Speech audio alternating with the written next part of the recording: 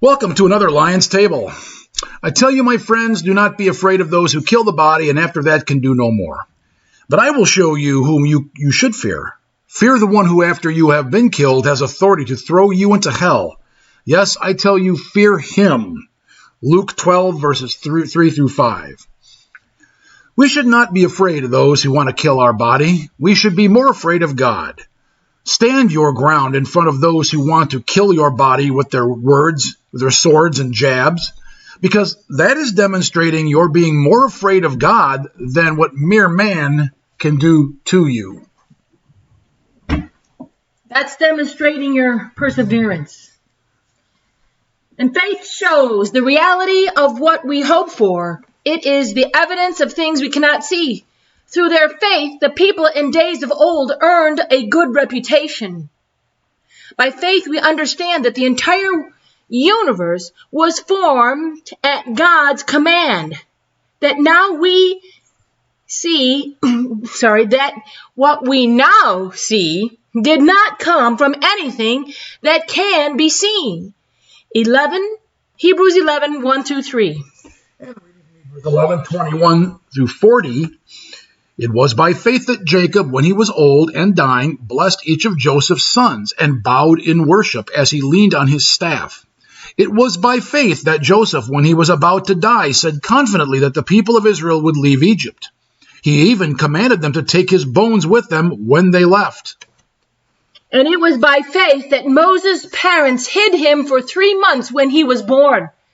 They saw that God had given them an unusual child, and they were not afraid to disobey the king's command. It was by faith that Moses, when he grew up, refused to be called the son of Pharaoh's daughter. He chose to share the oppression of God's people instead of enjoying the fleeting pleasures of sin.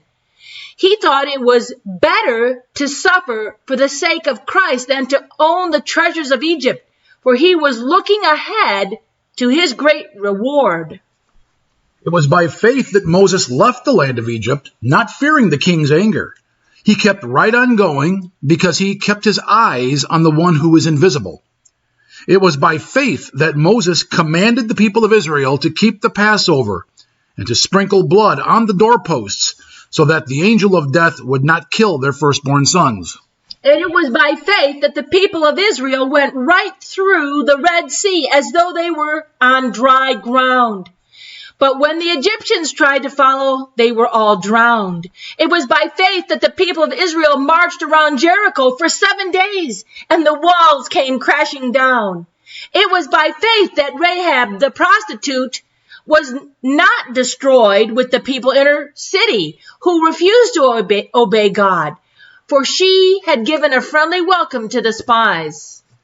How much more do I need to say? It would take too long to recount the stories of the faith of Gideon, Barak, Samson, Jephthah, David, Samuel, and all the prophets. By faith, these people overthrew kingdoms, ruled with justice, and received what God had promised them. They shut the mouths of lions, quenched the flames of fire, and escaped death by the edge of the sword. Their weakness was turned to strength. They became strong in battle and put whole armies to flight. Women received their loved ones back again from death. But others were tortured, refusing to turn from God in order to be set free. Now that might sound a little bit strange. Let's say it again. Refusing to turn away from God. They stood firm. They persevered. Why or how? They placed their hope in a better life after the resurrection. Some jeered at that, and their backs were cut open with whips. Others were chained in prisons. Some died by stoning. Some were sawed in half, and others were killed with the sword. Some went about wearing skins of sheep and goats, destitute and oppressed and mistreated. They were too good for this world, wandering over deserts and mountains, hiding in caves and holes in the ground. All of these people earned a good reputation because of their faith, and yet none of them received all that God had promised. For God had something better in mind for us, so that they would not reach perfection without us. Hebrews 11, verses 21 through 40. And now reading Hebrews 12:5 through 9. My child, don't make light of the Lord's discipline, and don't give up when he corrects you, for the Lord disciplines those he loves, and he punishes each one he accepts as his child. If you endure this divine discipline, remember that God is treating you as his own children. Who ever heard of a child who was never disciplined by its father? If God doesn't discipline you as he does all of his children, it means you are illegitimate and not really his children at all. And since we respected our earthly fathers who disciplined us, shouldn't we submit even more to the discipline of the Father of our spirits and live forever? Hebrews 12, verses 5 through 9. You see, folks, some of us will win big public battles, even though we'll fight them in the spirit. But everybody will know it and see it, just like we were reading a little bit ago in Hebrews 11. And some of us will win battles in other ways, as we read. God has purposed for all who have been called. It's a call of endurance, perseverance. We are surrounded by such a great cloud of witnesses. Let us throw off every encumbrance and sin that so easily entangles, and let us run with endurance the race set out for us.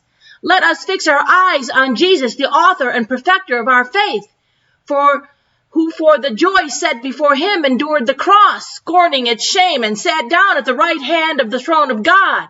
Consider him who endured such hostility from sinners, so that you will not grow weary and lose heart, no matter what your position is in any battle you face today.